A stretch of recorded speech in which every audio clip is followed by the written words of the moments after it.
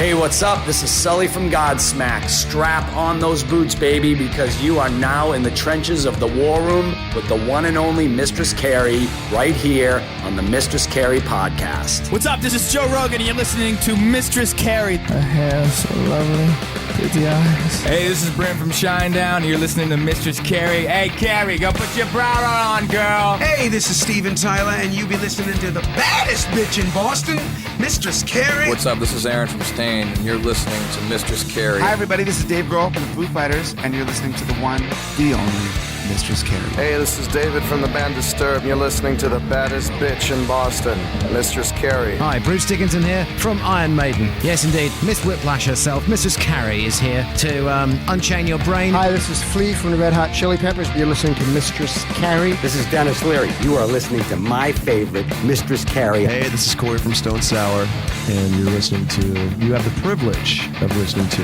Mistress Carrie. Oh, God. Oh, yeah. Hey, it's Mistress Carrie, reporting for duty from MCHQ for episode 193 of the Mistress Carrie podcast. And before we get to this week's guest, Jack Collins from Dead Poets Society, I want to remind you about everything you can find online at mistresscarrie.com. You can find every episode of the Mistress Carrie podcast and every sit rep. All your rock news, music headlines, and entertainment updates every weekday. You'll also find every episode of my video show, Cocktails in the War Room, the event and concert calendar covering all the shows coming through New England. You can check out my blog, photo galleries, and shop in the online Mistress Carrie store. Find all that and more at mistresscarrie.com. My guest this week, Jack Collins, is the guitarist in Dead Poets Society, a band that formed at Berklee College of Music in Boston. Back on episode 50, we met the singer Jack Underkofler just before they released their last album that I still don't know how to pronounce because it had dashes and an exclamation point. Don't worry, we'll get to that this time. The band has just released their latest album, the easier to pronounce Fission. And as they're preparing to head to Europe on a massive touring schedule, Jack Collins caught up with me while driving to tour rehearsal to talk about inspiration, the school of rock, his first guitar, his love of U2 and The Edge, songwriting, traveling, the MSG Sphere, naming albums, starting the band in Boston, picking a set list for their tour, and so much more. Dead Poets Society will be at Sinclair in Cambridge, Massachusetts, coming up on May 6th. Those tickets are available now. Just click the link to get tickets in the show notes of this episode. So allow me to introduce you to Jack Collins from Dead Poets Society. Jack, how are you? Hello. I'm great. I love the energy. I'm excited to have the other Jack from the band because the last time you guys released an album, I got the other Jack from the band. Yeah. The less special one. I'm the more special one. I'm always amazed at what guys are doing when I'm talking to them. Sometimes I get a look at their home studios and offices, and every once in a while I get a look inside their vehicles. You're driving right now, so be careful. I will be. I'm bummed because if we did the call an hour ago, it would have been in my studio, and it would have been a lot cooler, I think, for first impressions, Where are you right now? I'm in Huntington Beach, California, and I'm on my way to a town called Santa Ana, where we do rehearsals and band practice and everything band related. The traffic and, the weather obviously warmer than, say, Boston and Berkeley right now, which is where I am not far from. So I'm envious of the warm temperatures you have. Oh, yep. I know all about that. I remember being there. It's pretty great. I'm assuming you don't miss the temperatures of Boston in January, though. Not one bit. And yeah, once I left, it was, we've been out here for, I think, 6 or 7 years now. And there's no part of me that misses the seasons or the cold weather at all, which, when you first make a big move like that, you're unsure. But never happened to me. I love the warm weather all the time. You can't get enough. You don't miss the snow around the holidays and the fall leaves over the Charles? Like, none of that? The fall leaves are pretty. I do miss that. But when it comes to snow, you can actually, in California, you have the snow. So you can have it whenever you want in the winter. So a lot of people think, when you're in California, you're disconnected from it. But if you want the winter, it's 2 hours away. That's the way I look at it. So you can have a little bit of everything. We do not have palm trees anywhere within driving distance. I'm very aware. Yeah. When I got to know Jack from the last record, we talked a lot about like the formation of the band and kind of that environment at Berklee where you have so many amazing musicians of all types that are kind of in this pressure cooker there. It's an interesting way to meet a band. So I actually tell people, if you're thinking about going to Berklee to start a band, you'll have just as much luck moving to that area and just hanging out in that 3-4 block radius. It's the best place that I've ever been to meet musicians. Better than LA, I think, for sure, because it's everybody's similar age, similar age, and similar interests, and it's so compact. It's a great place to start a band. It always seems like the littlest girls are carrying the biggest cellos too. When I walk down and around that area, it's always like the big dude carrying the flute and the tiniest girl carrying the tuba. Oh yeah. That is signature Berklee right there. When did you get your first guitar? Was it something you always realized that you just wanted to play? I got my first guitar 6 months after my mom played guitar for me for the first time. So I had just a quick little sequence of inspirations, starting with the movie School of Rock, really changed my life. When I think I was 10 years old, I saw that movie, and I'd never heard any of that music before. I left the movie theater a different person. And then the next day, my mom came out with her acoustic guitar and said, "Hey, Jack, you remember this?" She played Smoke on the Water with the bar chords. And it just sounded like, I can't even describe how amazing it sounded to me. Hearing her play that song, but it was just, my jaw dropped. So I picked up our little nylon guitar. It was like a $30 guitar in the corner. And I just started learning on that. I became obsessed. And my mom made me save up my allowances for many months to buy my first guitar. That was the story of my first guitar. I have a theory about music that there's the soundtrack to your childhood that you get exposed to unwillingly by your parents or your older siblings. And then you hear something that changes everything and you decide, oh, wait, I like that. So if School of Rock at 10 years old made you appreciate rock music, what was the soundtrack to your childhood that you were listening to at home as a kid? You mean before I saw the movie? Yeah. What were you listening to growing up that you hadn't heard that music before? It was awful. I had a Backstreet Boys CD. I listened to a lot of Smash Mouth. I wasn't super into music either. I was forced to take piano lessons, which ended up being a great thing, but I was just not, it never occurred to me that music was fun or interesting. It was just something that I listened to a couple records here and there, CDs actually. But after the School of Rock movie, when I found out about all the great bands, which happened in one night, I remember the next day, I think it was, I broke my Backstreet Boys CD in half. I was so mad. I was just so mad that I hadn't known about that whole world. Very passionate. And obviously your mom knew about rock music because she just whipped out Smoke on the Water like on the fly. Right. And my dad, then afterwards, when I got interested in guitar, my dad was like, "Oh, have you heard the Ramones? Have you heard AC/DC and all this?" And it was just came out of the blue. I guess, they didn't really play those things around the house for some reason before then. And I don't know why. Maybe they were trying to raise you to grow up and be a respectable young man. I think that I think that's fair. And then they miss out.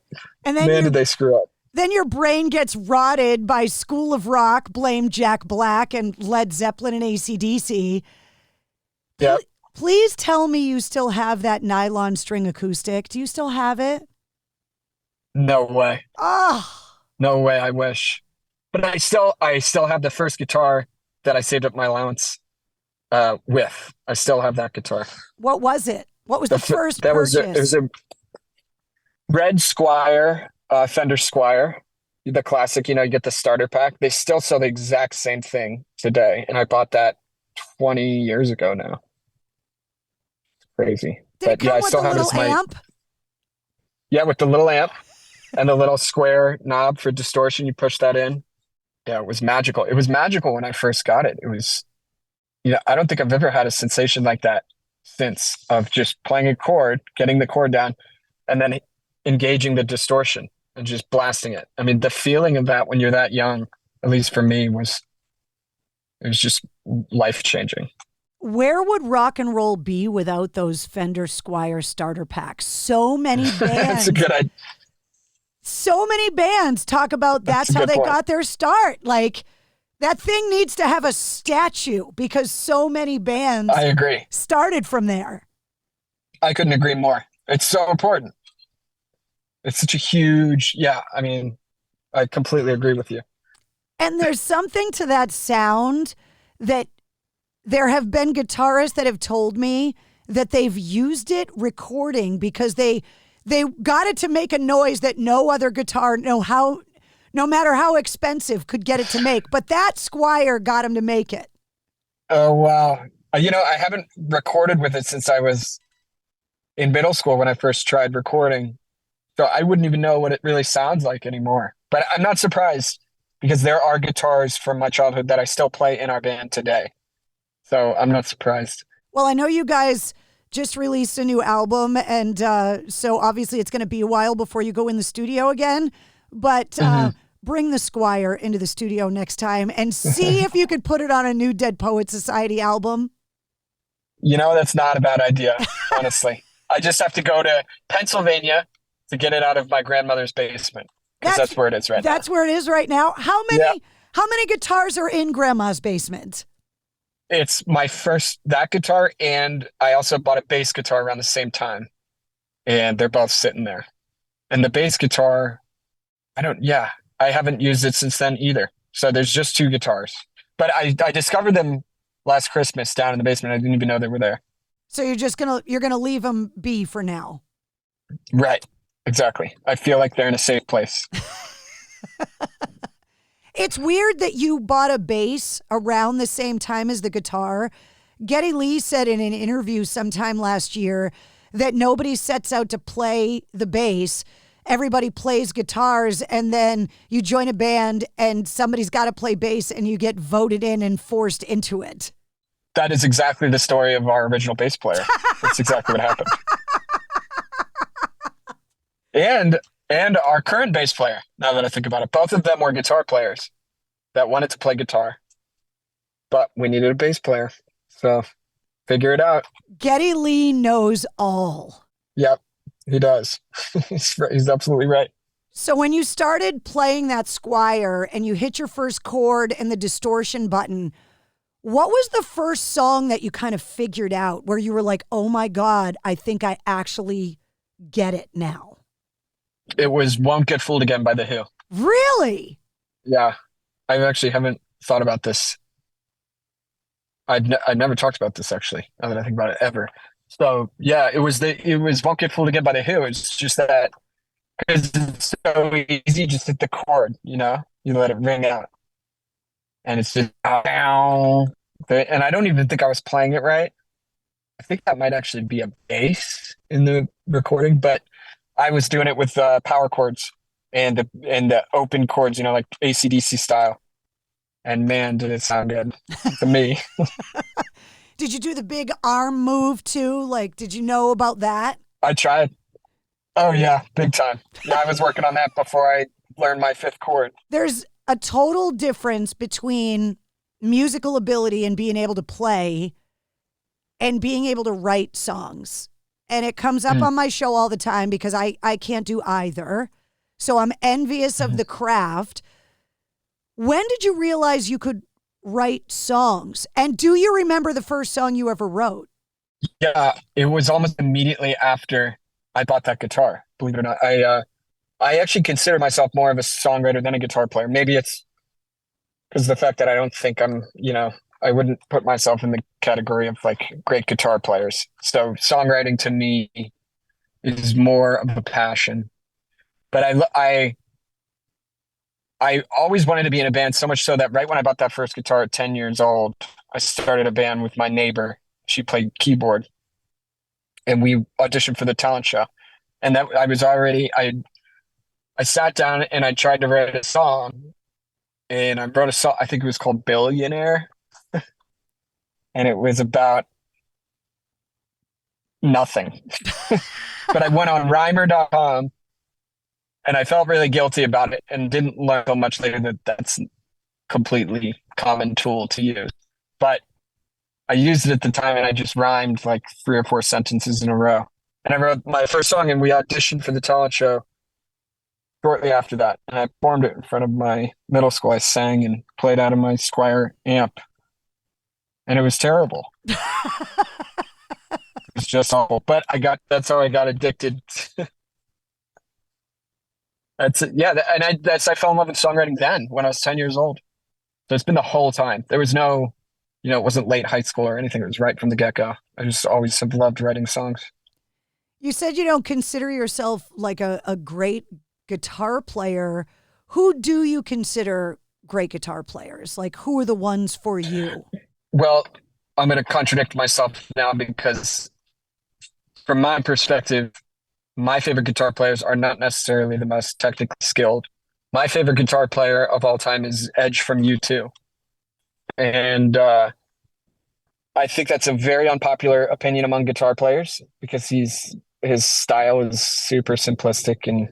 But he has a quote that I love where he says, "Notes are expensive."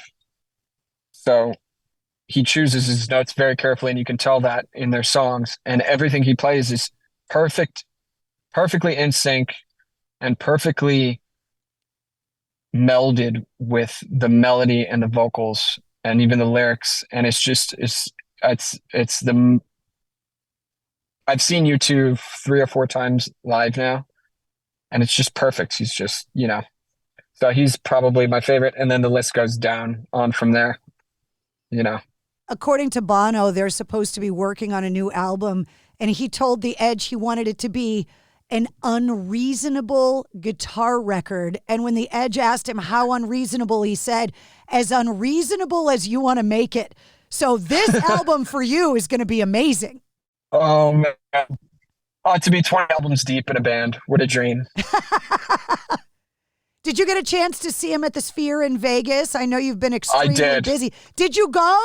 Yeah, I took my dad for his birthday, and it was incredible. It was very enviable. It was like not only my band, but how can any band on earth top this? We have bands have lights, people, choreography, all this. Nothing compares to that screen in that environment. It just topped everything that's ever come before it. I mean, I'm convinced of it. So, but it was great. It was amazing. I was in Vegas opening night, and obviously the tickets were impossible, but I was outside. The outside screen is impressive. Mm-hmm. I can't imagine the inside. It's jaw-dropping. You have to experience it. It's a one-of-a-kind experience, and there's no way you can even somewhat understand it through video. That's what I think. So I recommend it to everybody, and I know it's popular already, so everybody already knows about it. But it really is the real deal. I heard you get vertigo if you're standing in certain parts of it because it's so steep and so overwhelming. I'm like, that's what I thought would happen to me, and it is steep. But I adjusted really quickly, and I was totally fine, like almost immediately. But I was nervous about that before I got there too, because it is steep. But it's not like, it doesn't feel Sorry, I just keep swiping left for some reason. I gotta stop doing that. It doesn't feel as scary as like even a football stadium or because it doesn't look like everything's all the way down there because the whole screen is up to the top. So it's like being in a movie theater, you know? Now that you guys are getting ready to go on this massive European tour before you come back to the States and are actually in Cambridge, does a production like that make you look at what you guys are working on and just go, oh man, like you two just ruined live concerts for every other band ever? It's funny. When I discovered the Sphere on TikTok and I saw the video, I showed Jack while we were at a show, while we were setting up to play our show. I forget where we were, somewhere in the US. And I showed it to him and I said, dude, look how crazy this looks. And he said to me, I think what we're doing tonight is the exact opposite of that. We were playing this like tiny little bar. But then it makes me think like, you know, as much as I did love that show, as spectacular as it was, I don't think it was my favorite show of all time. You know, some of my favorite shows of all time have been the opposite of that. So it doesn't need to be all glamorous and have all the bells and whistles for it to be a great show. I don't think. There just needs to be an energy in the room at the time. So we always try our best to do that. And I think we will again. Well, I think a great band is a great band no matter where you see them. I saw you two at the Somerville Theater, super small, tiny place, but when the band is amazing and the music sounds good, that's kind of all you need. I mean, that's the beauty of rock and roll. Bingo. Exactly. I couldn't agree more. You guys have this extensive touring plan for the next 5 months of your lives. You're going to be all over Europe. Is there a place that you look forward to going to because of the fans, the food? Just where do you really look forward to playing once you get outside the States? Oh, yeah. Well, I love it. I love Europe. Every city we go to is pretty much, beautiful. My favorite places are Prague. I love Prague. We've been 2 or 3 times now. It feels like Disneyland when you go. The food is great. We have a few of our favorite spots there now in that city, which may be kind of touristy spots, but we still love them. And it's kind of like a place where we always go out and have a good time. Amsterdam is the same way. We love Amsterdam. I love Amsterdam. It's gorgeous. Everything feels like a storybook. The whole city is like that, which I didn't realize until we got there. Food is phenomenal in Amsterdam. I love Paris. I love playing in Paris. I love the feeling of Europe gives me this feeling that I'm almost on a different planet. It's so different than our country that it feels like the ultimate adventure every time we're there. And I hope that never goes away because we've already been there 3 or 4 times now. And I'm hoping that's enough for me to realize it's going to stay this way. It's going to feel like an adventure every time because it really does. Well, you guys spent time in Boston, which is one of the older cities in the United States. And when you compare Boston to Paris or so many of those European cities, it's like, oh, that's old. Oh, that's cute. Exactly. Yep, exactly. When I talked to Jack before the last album came out, we had a long discussion about naming albums. Thank you for not naming this album with punctuation as well, because it made it difficult for people to try and figure out how to say it. I know. That's funny you said that to me because I was pushing for a different symbol for this album, but I got voted out. But I didn't actually come up with that. Will came up with that symbol, the title of the last album. So I wanted to contribute to that for this album, but everybody said, no, we're not doing that again. So whose idea was Fission then? It came from me. I have this list of names that I've collected over the years, over many, many years. I have just a big list of names for things that usually end up being song titles. And it was one of the names in my list. I can't even remember where I thought of it because what happens is I'll just be driving around. Oh, that's cool. I don't even think about it. I write it down. And then when the album started to finish up, we we were like, okay, any ideas?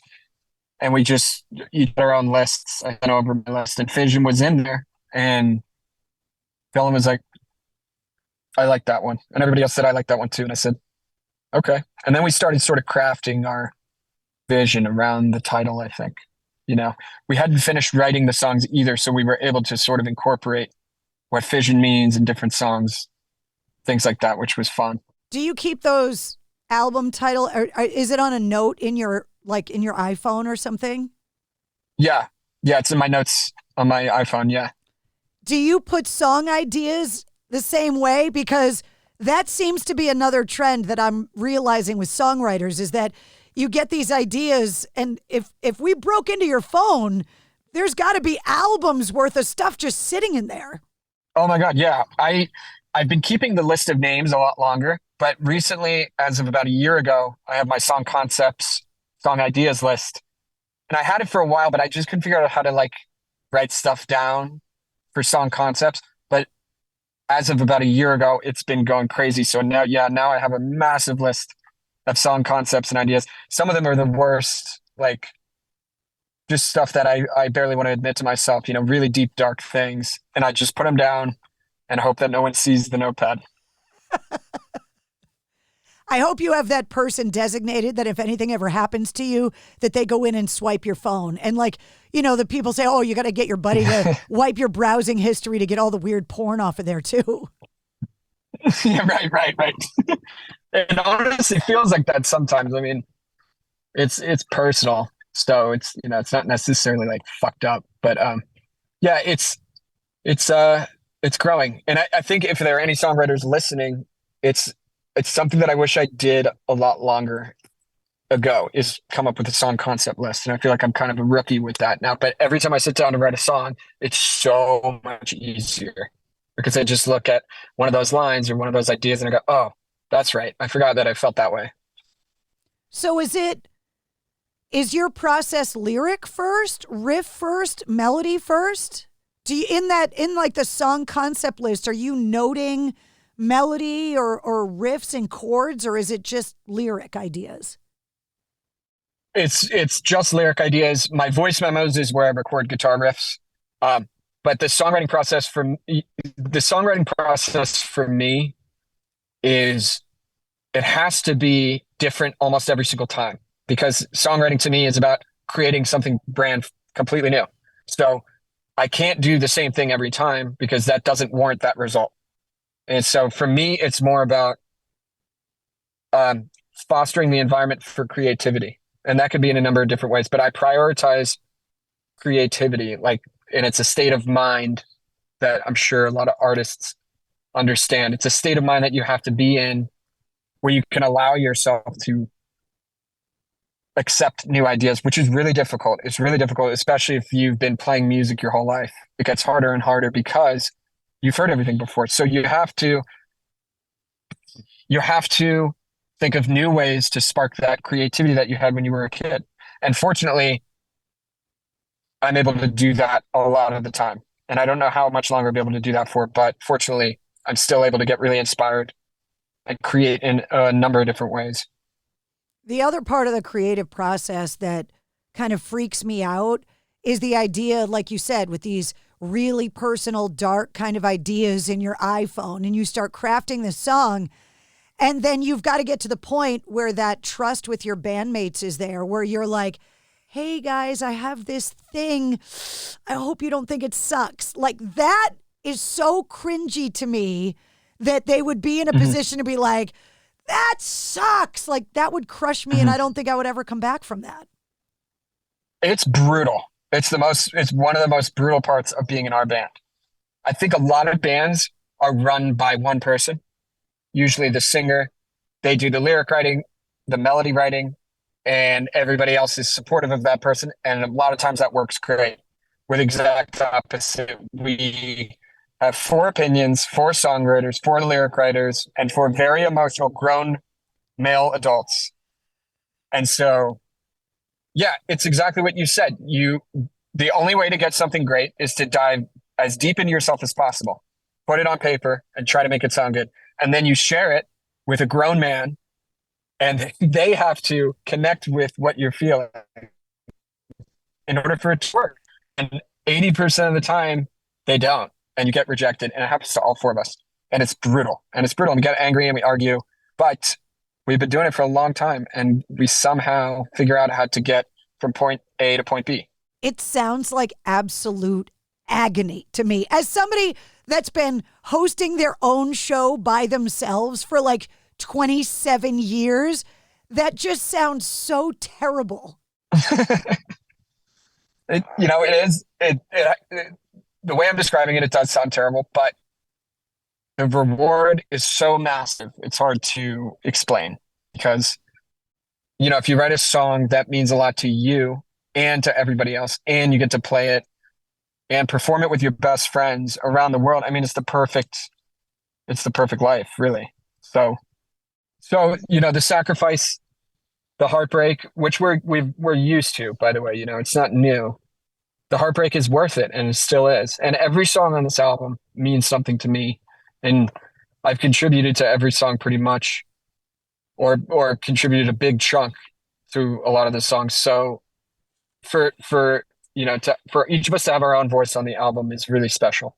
Songwriting comes up all the time. And one of the things I always ask songwriters is to give me an example of a song that you think is perfectly crafted by any other artist, by any genre of music. Like, that's inconsequential, but is there a song from someone else that you just look at and go, man, I wish I wrote that song. That song is perfect. All the time. There's a lot of new bands that are great. I'll give you, like, my top ones are, oh my God, why am I blanking? Fix You, Coldplay, is, I think, a perfect song. Literally, I've said that before. It's a perfect song. Our Time Is Running Out by Muse.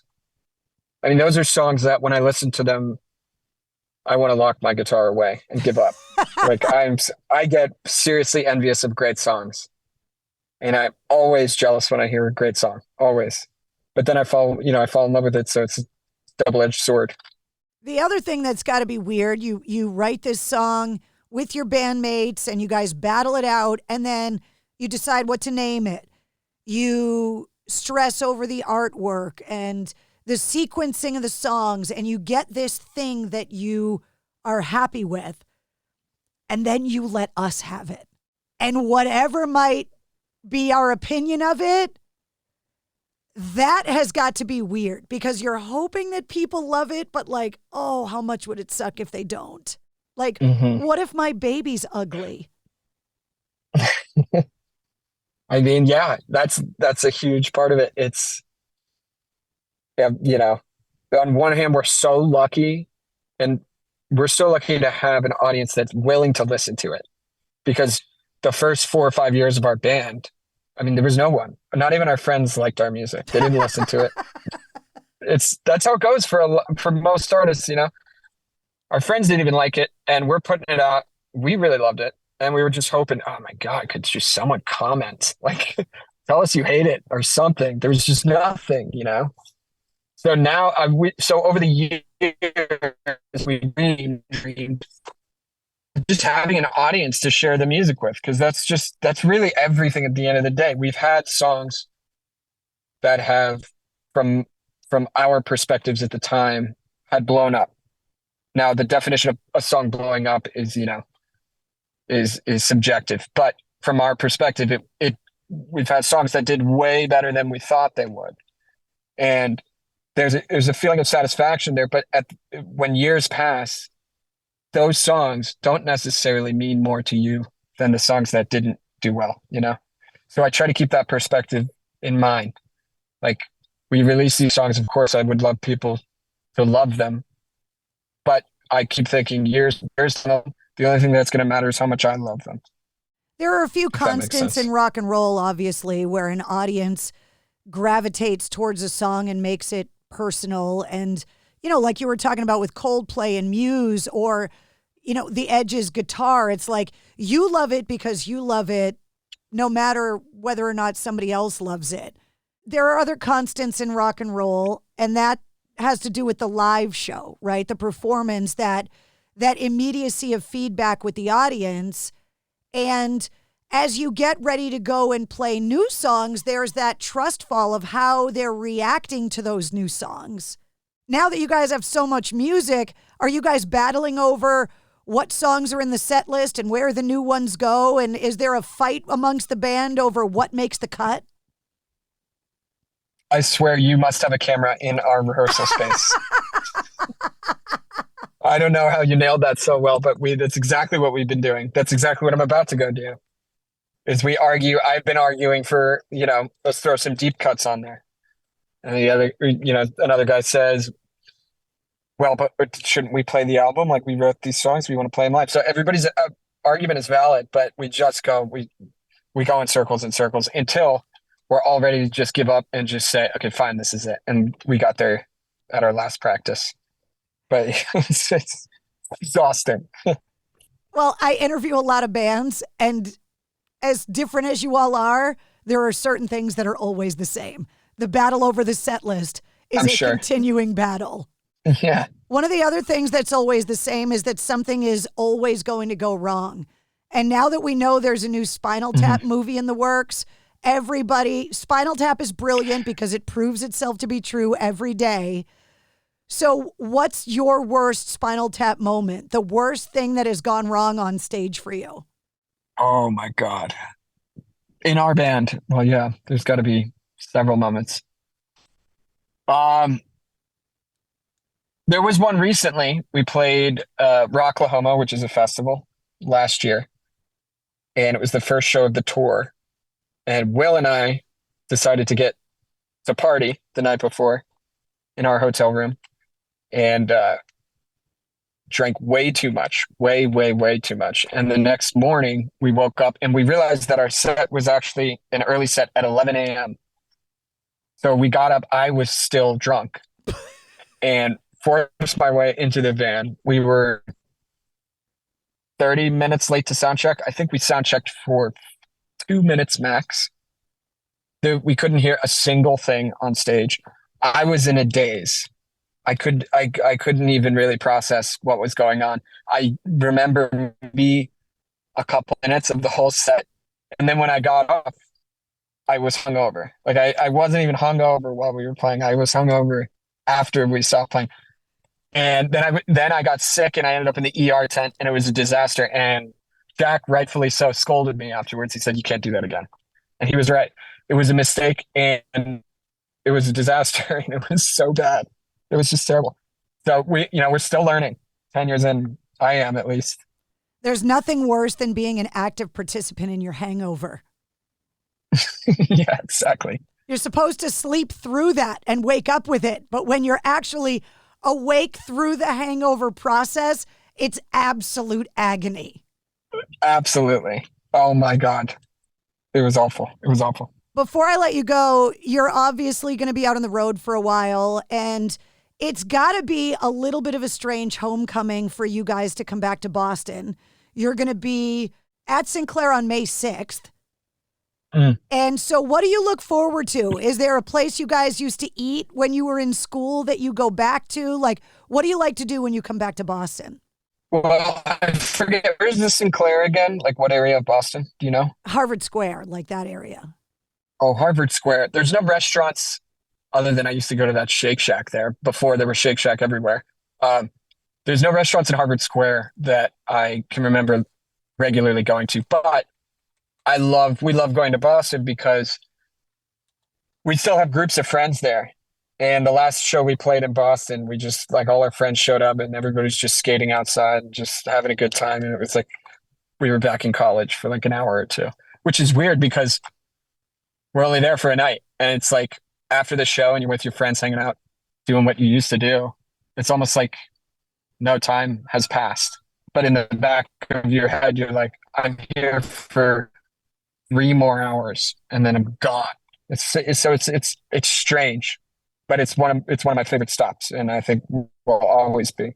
Bye, guys. I have to get on my tour bus and leave town. There is some glory to it. There is a little bit of glory to it. And I'm sure the guest list for the show that night is long. I forgot that we were playing there, honestly, until you just reminded me. This is the longest tour schedule we've ever had. So I'm like, I'm gonna try not to like analyze everything, just take it day by day. That's kind of my style.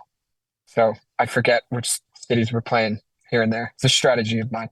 It's going to be a lot warmer here by the time you get here. So between now and then, we'll be freezing our asses off. You guys will be gallivanting around Europe and playing like massive festivals. When you're not actively engaged in a hangover, do you like to go and watch the other bands at these giant festivals? That's got to be cool. It's one of my favorite things to do. I love it. Every single festival. Will and I are usually team up and scour the festival fields all day long and usually see 3 or 4 different bands, and we get in the pit and jump around, and it's great. And I can't wait. Yeah, you guys are going to be at Shaky Knees this year. You got a bunch of cool tour stops this year. I know. We're so freaking grateful. Seriously. I was just going to say, it's hard to wrap my head around it. I like moments like these because I forced to reflect on it and think about it. But yeah, just so grateful that we have these opportunities.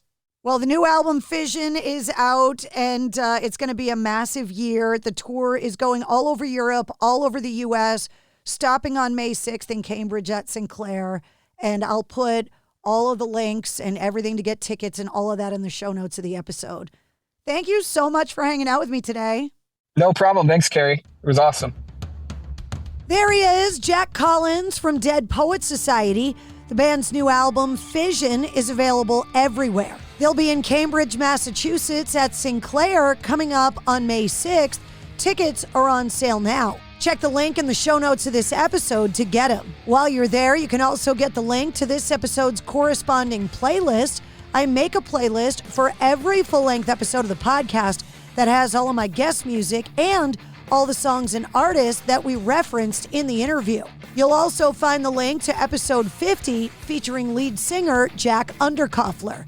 And you'll find all of Dead Poets Society's links and all the Mistress Carrie links as well. If you liked what you heard, don't forget to like, follow, and subscribe to the Mistress Carrie podcast. New full-length episodes come out every Wednesday, plus every weekday you get the sit rep with all of your rock news, music headlines, and entertainment updates in around 5 minutes.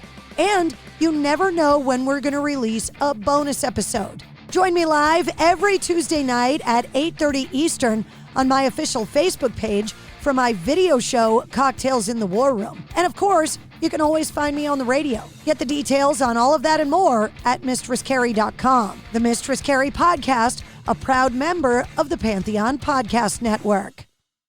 To celebrate joining Pantheon Podcasts, Rock Camp, the podcast, the official podcast of Rock and Roll Fantasy Camp, is giving away a guitar signed by Mike Portnoy of Dream Theater, Marty Friedman, formerly of Megadeth, and legendary shredder Zakk Wylde, plus our rockstar counselors like Vinny Appice, Monty Pittman, and more. To enter to win, simply follow, rate, and review our podcast on your preferred platform, and that's all you have to do. For more information, go to rockcamp.com/podcast.